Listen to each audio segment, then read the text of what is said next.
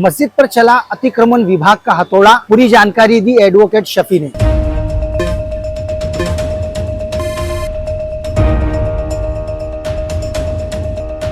मैं इमरान शेख, आप देख रहे हैं रोक टोक हिंदुस्तान न्यूज। इस वक्त हम मौजूद है मुमरा के मुमरा देवी परिसर पर, जहां पर आप हमारे पीछे देख सकते हैं कि ये मस्जिद, मिली जानकारी के अनुसार ये बताया जा रहा है कि ये मस्जिद की स्थापना सन 2000 में की गई थी और 25 साल पुरानी ये मस्जिद है, जहां पर आज ठाणे महानगर पालिका कोर्ट के आदेश से ठाणे महानगर पालिका के अतिक्रमण विभाग द्वारा यहाँ पर कार्रवाई की जा रही है। ये पूरा क्या रत्ना रिची है, क्या पूरा यहाँ पर कोर्ट का न्यायालय का क्या पूरा मामला था, ये पूरा खुल के बताएंगे। यहाँ पर अभी जो एडवोकेट शफी से हमने बात करी है वो पूरी जानकारी कि किस तरह से इसका पीएल दाखिल किया गया, कितनी साल पुरानी ये मस्जिद है और मदरसा है। यहाँ पर लोग नमाज भी अदा करते थे और यहाँ पर यहाँ के स्थानिक बच्चे वहाँ पर अरबी की तालीम भी लिया करते थे। लेकिन जिस तरह से खुलासा किया है वो खुलासा क्या है और कैसा है, देखिए आप हमारी इस खबर में क्या कहा एडवोकेट शफी ने।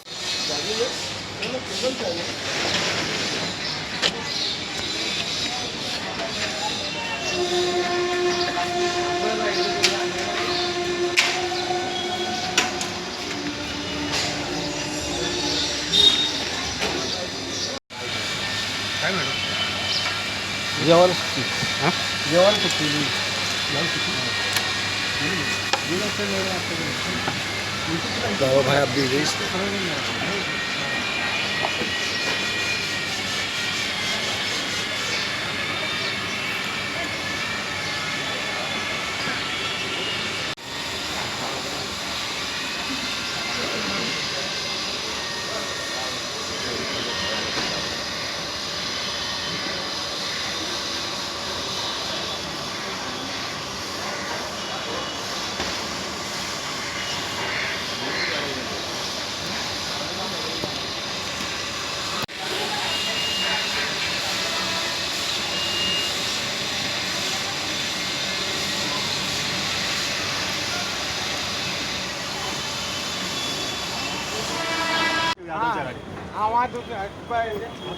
ले बेटा ले, टिफिन के पिछले वो भी ले बेटा, वो भी ले इतना ध्यान रखो गाड़ी भाई ये ले वो बता ना यादव की गाड़ी में डाल दे चल। अरे वो वाला उस पे पूरी आयत लिखी हुई है। ए भैया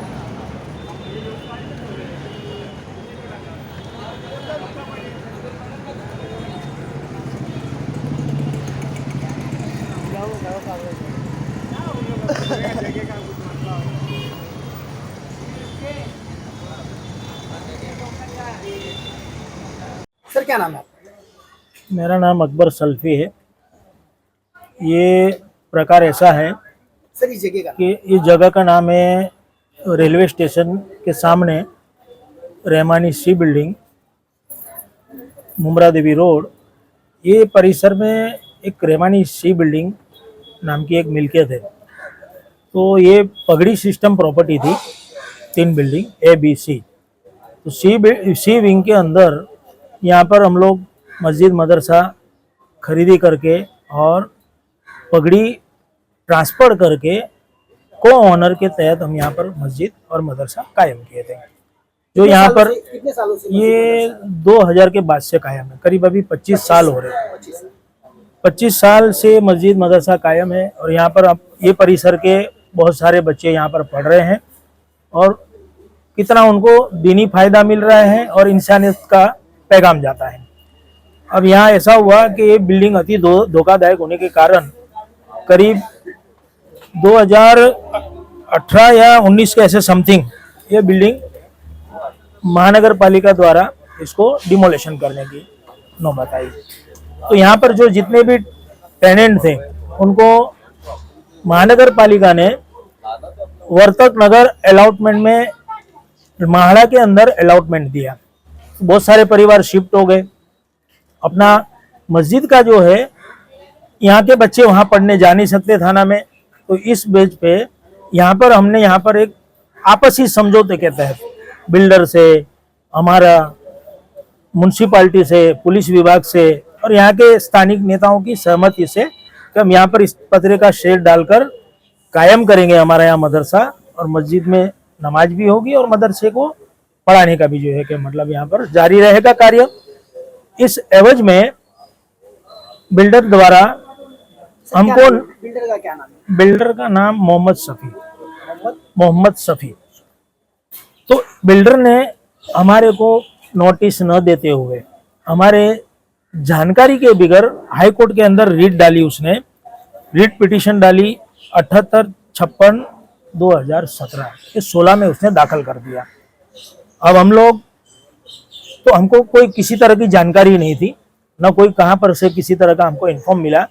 अब 2025 में हमको फरवरी से हमको म्यूनसिपालिटी से नोटिस आती है कि आपका यहाँ पर अतिक्रमण का स्ट्रक्चर बना हुआ है, बिना परवाना आपने बनाया है, तो आप इसको धो के तोड़ दें। फरवरी 2025 में 25 के बाद फिर हमने थाने कोर्ट के अंदर एक सिविल सूट दाखिल किया RCS 264, जो हमको थाना कोर्ट सिविल सूट के द्वारा जो है कि हमको इंजेक्शन ग्रांट कराना था, तो वो अभी हमारा प्रलंबित है। फिर उस एवज में हमको पता चला कि हाईकोर्ट के अंदर रीट डाली हुई है संबंधित जो है कि प्रॉपर्टी के द्वारा ताल्लुक से, तो वहां पर हम रीट पिटीशन के अंदर इंटरव्यू एप्लीकेशन द्वारा उस पिटीशन में हम लोग इंटरव्यू किए।